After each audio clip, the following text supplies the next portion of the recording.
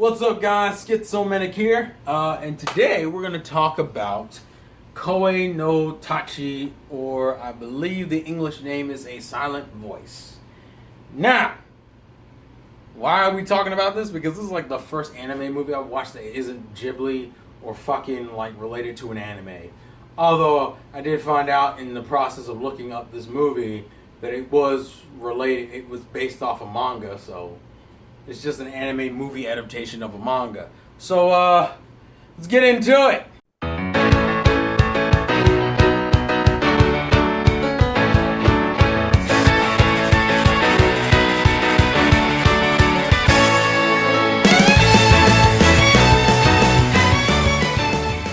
So, a lot of you may have missed Koe No Katachi because Koe No Katachi came out around the same time as that body swapping, that body swapping movie. I think it's like Your Name Is, or What Is Your Name? The one where like the boy and girl swap bodies, but they don't even fucking know each other, and they're doing it frequently, and there's no explanation for it. I saw both of these movies at the same time in terms of like seeing them being promoted and pushed, and Koe No Katachi almost immediately clicked with me. That's also because Koe No Katachi has this main character who looks like a full-on loner, and it's like kind of like how Snafu clicked with me. Just because the main character looks like such a loner, that shit kind of that's like I like loner main characters. That's what I'm saying. Particularly because they always seem to have interesting dialogue and we have interesting exchanges, which is kind of what this movie goes into. Now, I think around the time where I wanted to watch this film, sorry,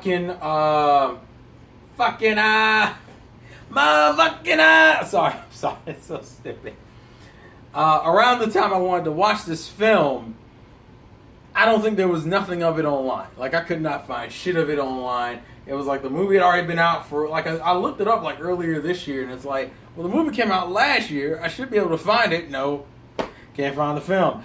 Also, of the two films, it's the one that wasn't. The one I was interested in is the one that was not picked up for a dub or an English release or a Blu-ray release, and I'm sitting over here screaming in my mind like, fuck! They did a theater release for this fucking body swap anime, which personally for me just looked like some boring ass trash.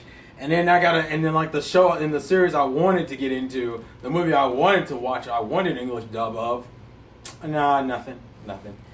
Although while looking for it, I found that the Crunchyroll actually had the manga for it, which I would personally suggest if you enjoyed the movie to go read the manga. Because the manga fleshes out scenes in the movie that kind of don't make sense because they're rushing through it. By the way, the movie is entirely canon. It just skips a bunch of shit and it ends in a weird place in the manga. It actually got really close. I would argue the ending of the movie got super close to where the actual manga, like the actual series, ends. Because Silent Voice as a manga is already done. It's been finished. So you could technically read the whole story because the movie doesn't cover everything and it skips a bunch of shit. So this will also be, I'm mainly talking about the manga, but I'm also talking about the movie. I think the movie is a good adaptation, a really good adaptation. I think, as I said, and I think the way it ends still surmises how the movie is, because the general premise of the film is that you have a main character who, it's weird because the beginning of the movie it's like there's a flashback in the movie, but the movie technically begins with our main characters already grown up, although we get like this long flashback at the beginning of the film anyway, of them as children. The general idea is that our main character is kind of a boy, he's younger. When he's a kid anyway, he was bored with life, he was kind of just doing shit on the daily, and kind of a dick. He was kind of a dick. Girl enters the class, new girl, transfer student, and the new girl is his first experience with a girl who is like deaf. Meaning she can't hear, which means she can't really... And people never think about it, but that's the whole thing. If I can't hear words, how do I know how to pronounce them? And you never think about it because you can hear. So, obviously, when she tries to talk, and we see it a few times in the film, it's like broken... It's broken Japanese because the show anime is in Japanese. But yeah, she's essentially speaking in broken English because she doesn't know words. She's just guessing. Like she can read and everything, but she doesn't really know if she's pronouncing it right because she's not getting any feedback Although she gets relatively good at it when you see her in the future, particularly because she got hearing aids and she can hear shit. The point is that when they were kids, she transferred in, and obviously she needs help, but none of the kids were really used to dealing with a girl who was deaf. So, I mean, obviously people were nice and helpful to her, but it turned into just aggravation because then they had to start doing exceptions for her, like during tests and shit. She would constantly have to give her book out to kids for them to write down what's going on so she could follow everything in class. Then there's a teacher who comes in later who's like, we need to learn sign language, and we know why we're learning sign language for her. And everyone's like, and then like there's a girl who ends up befriending her around the time that everyone is getting sick of her because they're just getting tired of helping her. And like the girl that she becomes friends with fucking just transfers out. Why? Because obviously she was getting bullied by the other girls because it was like, oh, you think you're so special because you're friends with a deaf girl. And then obviously our main male character, as I said, he's kind of a dick, fucks with her, like a lot. And he is like major antagonizing as fuck. The weird thing about the girl though is like throughout the whole bullying episode, she doesn't really seem to be like, she seems like awkwardly nice about it. Like super fucking nice. Like she's like, she apologizes when he bullies her. Like there's not, like she's just sweet as fuck. It just like it's like diabetes inducing. It's ridiculous. And it's like it hurts. But that's what makes you feel even worse. It makes you hate the main character because he just bullies her, and it's primarily because he just doesn't get it, and because he looks at it objectively. It's like, oh, it's your fault that what's their name transferred out because she got bullied because she was friends with you, or it's your fault we have to learn sign language, or it's your fault that everyone gets sick of your shit because we have to write in your book to help her out. And he sits behind her in class. At one point he rips her hearing aids out and makes her ears bleed and leaves like a scar that's on her ear up until like the current timeline of the story. And the long story short is he bullies her. Eventually she transfers out. And he ends up getting targeted because when they go to school and be like, who's been bullying her? Everyone sells him out, even though everyone else either partially participated or allowed him to do it anyway. Like, no one ever called him out on it. And his classmates ended up selling him out. And so the general idea of the story is that he grew up being bullied for the rest of his high school, like the rest of his school days, because they were in elementary school when this started. And in middle school and high school, his friends, his old friends, fucking spread all the rumors about him being a bully and a dick. So he like lost everything, and through all that he kind of changed as a person. So like they have this cool visual effect where he doesn't really, which is kind of the whole gig of the thing. He doesn't hear anybody, he doesn't recognize anybody, so they all have X's over their face. It's partially just because he don't want to hear any of that shit anymore. Because he you know, it's just he has a lot of pent up aggression. On top of, he feels bad. He legitimately realizes the pain he caused himself. He caused him, his mother, because his mother had to apologize to her mother. That was a whole fucking thing. And like to the girl, and he hates himself.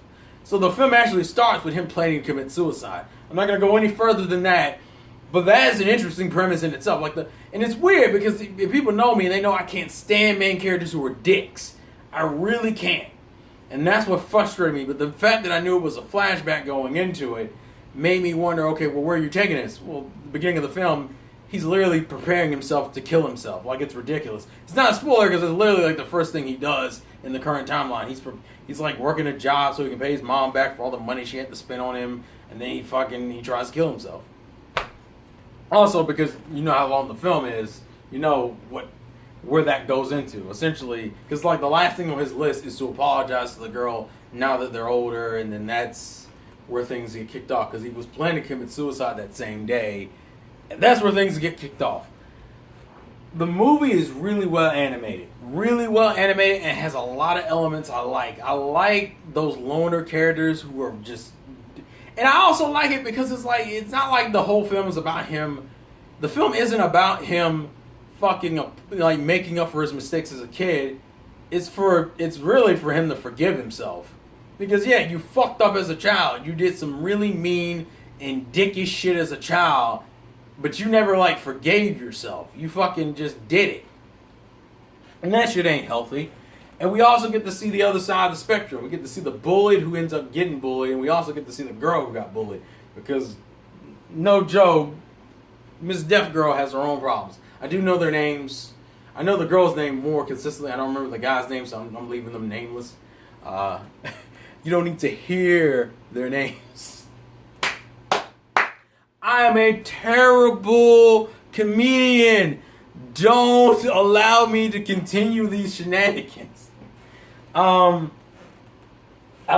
just like it because it's one of those films where you do something really dickish as a child and you can't stand how you did it. As you get older, you recognize how much of an asshole you were, and it eats at you. And it's an interesting direction to take it. The bully who ended up getting bullied, like, he got his karma as a kid, but the problem is the karma continued all the way up until, like, high school. High school kind of normaled out, but he was just, like, at that point, he was already sick of himself, like, in its entirety, and sick of everybody else. Because everybody else fucked him over. It wasn't just a simple, he was a dick to the girl. He already felt bad about that, but then he was also on top of, like, well, you guys are just as bad, if not worse, because all you did was sell me out. You all did shit too, but I'm the one who got targeted because I was the worst. And obviously, as a child, even though I would say he did some really... It never went any further than, like, him ripping the fucking hearing aid out of her ear and causing her to bleed. That was probably the worst thing he did. And that isn't... That's bad, but it's not, like, terrible. It's not like he beat the shit out of her or anything. And, like, his fucking karma came back, like, 20 times fold. And obviously, he's like, well, I deserved it. I'm a piece of shit. And that's the whole film. The film is him just learning to love himself. I appreciate those types of films because it's something different. And obviously it's still doing that fucking anime group of friends. And there's like these relationships and there's possible love triangles and all that other shit. That element is in there, but it's nowhere, I wouldn't call it the main focus. It's just an aspect of the series. I really like the development of the deaf girl's mother and sister. Because at least through the manga, the movie kind of does it, but you see quirks in the beginning, like stereotypical anime quirks, specifically with her sister, and throughout the film you kind of figure out the real meaning behind it, and just how her family functions. Because her sister can hear perfectly fine, her mother can hear perfectly fine, so can her fucking grandmother. But, like, they've all responded to it differently. Like, the younger sister knows sign language, but the mother doesn't. I don't even think the grandmother does. It's just an interesting dynamic. And then you even look at his family. His family is weird because, like, he has a sister that we never see the face of officially. But you keep seeing her daughter, and her daughter is like a black girl, even though the dude is, like, Japanese. So, like... His sister is Japanese, but her sister's husband is like black. So you have this black little girl that he's taking care of around with his mother. It's such a weird sequence, but it's not like bad or anything. I just thought it was weird because it just comes out of nowhere. You're like, because you don't even see this shit obviously in the flashback, but like in the current time, he comes home and there's just like this random cute ass black girl running up on him, and you're like, that's fucking adorable. Who the fuck is that? Like. It doesn't even serve any purpose. It's just a random thing that's there. I think it's a really good film. I would suggest reading the manga, which I found out the entire manga is on Crunchyroll. So, shameless promotion for Crunchyroll. Go read the manga on Crunchyroll. I would say read the manga because I think the manga is better. Because the manga has more detail of some of the things that the anime movie missed. And we just kind of get to see dynamics between... Because there's a lot of characters who are also shown as their older selves, as we also see them in the flashback, and see how their personalities all were then compared to now, and what's changed about them. And then obviously, and then just the dynamic. I think it's a really good film. I would say it's way more interesting than the body swap one. Bruh. No, absolutely not. Especially because when I heard about the ending of that film, that shit got stupid. But I'm not going to get into it. I would just say really go check out Koe No Katachi. I'll leave a link to the manga in the description. I like Crunchyroll's manga reader, so I think you guys will like it too. It's not that long. It's probably like, I want to say it's like 26 volumes. No, that doesn't sound right. I don't know how many volumes it is. I don't think it's that long though. It wasn't that long because I blazed through like the majority of it in like a day. But that's also because I was very engrossed in the story. I just found it interesting. But please let me know your comments in the comment section below. If you want to go check out the film, I know the film's online, but there's no legal way of watching the film, which is why I'm not recommending the film. Also, because like I said, the manga's better, although I will say the film is animated beautifully. It's shot really well. It's good at... It's just a good piece of anime media to consume. Animated media to consume. So yeah. This has been Schizomanic. It's a game, play to win, and I will catch you guys later. Peace.